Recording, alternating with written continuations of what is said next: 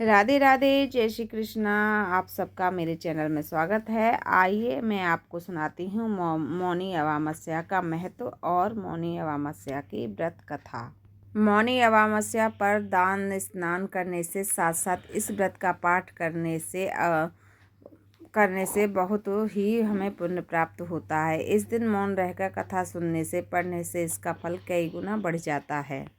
हिंदू धर्म में मौनी अमावस्या का विशेष और अत्यंत पावन महत्व माना जाता है। इस दिन स्नान और दान का खास फल प्राप्त होता है। धार्मिक मान्यताओं के अनुसार मौनी अमावस्या पर भगवान शिव और भगवान विष्णु की विधि विधान से पूजा करने का विधान है। साथ ही पवित्र नदियों में स्नान करने से अनेक पुण्यों की प्राप्ति होती है। बोलो विष्णु भगवान की जय। इस अवसर पर माघ मास मेले में लाखों श्रद्धालु अवस्था की डुबकी लगाएंगे। मान्यता है कि इस दिन स्नान, दान और पितरों का तर्पण करने के साथ साथ मौनी अमावस्या व्रत तथा पाठ करने का विशेष पुण्य फल प्राप्त होता है। तो आइए जानते हैं मौनी अमावस्या की व्रत कथा।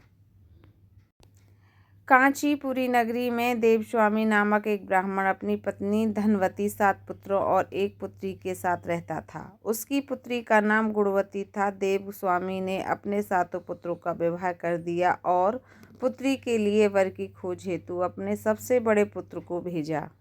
इसी दौरान एक पंडित ने गुणवती की जन्म कुंडली देखकर ऐसी बात कही जिसे सुनकर गुणवती चिंतित हो गई। पंडित ने बताया कि कुंडली में एक दोष है जिसके कारण गुणवती को वैधव का योग है। देवस्वामी ने इस दोष से मुक्त का उपाय पूछा तो पंडित ने बताया कि सोमा नामक एक स्त्री का पूजन करने से है यह दोष दूर हो सकता है। पंडित ने यह भी कहा कि वह एक दोहविन है और सिंभल द्वीप में रहती है। उसे किसी प्रकार प्रसन्न कर कांचीपुरी लाना होगा। यह सुनकर देवस्वामी का छोटा पुत्र अपनी बहन को लेकर सिंघल द्वीप जाने के लिए सागर तट पर पहुंचा। सागर पार करने की चिंता में दोनों एक वृक्ष के नीचे बैठ गए। उस वृक्ष पर गिद्ध का घोंसला था जिसमें उसका परिवार रहता था। गिद्ध के बच्चों ने दोनों भाई बहन की बातचीत सुन ली। जब सायंकाल उसकी माँ आई तो बच्चों ने भोजन करने से मना कर दिया और कहा कि पहले नीचे बैठे इन दोनों प्राणियों को सहायता और इनकी समस्या का समाधान करो।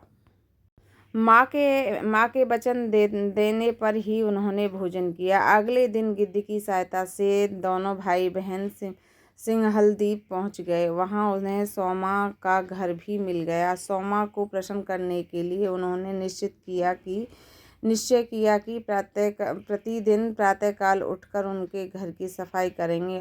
कुछ दिनों बाद सोमा को यह देखकर आश्चर्य हुआ कि उसने अपनी बहुओं से पूछा कि यह कार्य कौन करता है। बहुओं ने झूठी प्रशंसा पाने के लिए स्वयं को ही श्रेय दे दिया, किंतु सोमा को विश्वास नहीं हुआ। कुछ दिनों बाद सोमा को यह देखकर आश्चर्य हुआ। उसने अपनी बहुओं से पूछा कि यह कार्य कौन करता है। बहुओं ने झूठी प्रशंसा पाने के लिए स्वयं को ही श्रेय दे दिया, किंतु सोमा को विश्वास नहीं हुआ। एक दिन सोमा ने प्रातः जल्दी उठकर देखा कि देवस्वामी के पुत्र और पुत्री ही यह सेवा कर रहे हैं। पूछने पर उन्होंने पूरी कथा सुना दी। उनकी निष्ठा और परिश्रम से प्रसन्न होकर सोमा ने उच्च समय पर कांचीपुरी आने का वचन दिया। अधिक आग्रह करने पर वह उनके साथ चल पड़ी। घर से प्रस्थान करते समय सोमा ने अपनी बहुओं को संदेश दिया कि उसकी अनुपस्थिति में यदि किसी की मृत्यु हो जाए तो शव का अंतिम संस्कार न करें और उसके लौटने की प्रतीक्षा करें। इसके बाद सोमा कांचीपुरी पहुंची। अगले दिन गुणवती का विवाह संपन्न हुआ, किंतु सप्तपदी के बाद तुरंत बाद ही उसकी पति की मृत्यु हो गई। तब सोमा ने अपने संचित पुण्यों का फल गुणवती को प्रदान कर दिया।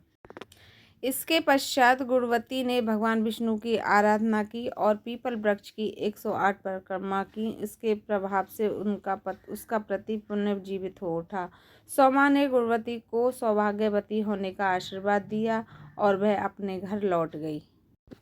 इधर गुरुवती को पुण्य फल देने के कारण सोमा के पुत्र जामाता और पति का निधन हो गया। तब सोमा ने पुण्य संचित करने के लिए अस्थ वृक्ष की छाया में भगवान विष्णु का पूजन किया और 108 परिक्रमा की। इस पुण्य के प्रभाव से उसके परिवार के मृत सदस्य पुण्यजीवित हो गए। बोलो विष्णु भगवान की जय। ये थी मौनी अमावस्या की कथा। आप सभी को मेरी कथाएं अच्छी लग रही हों तो मेरे चैनल को लाइक, सब्सक्राइब और कमेंट करें। फिर मिलती हूँ मैं अगली कथा में। तब तक राधे राधे, जय श्री कृष्णा।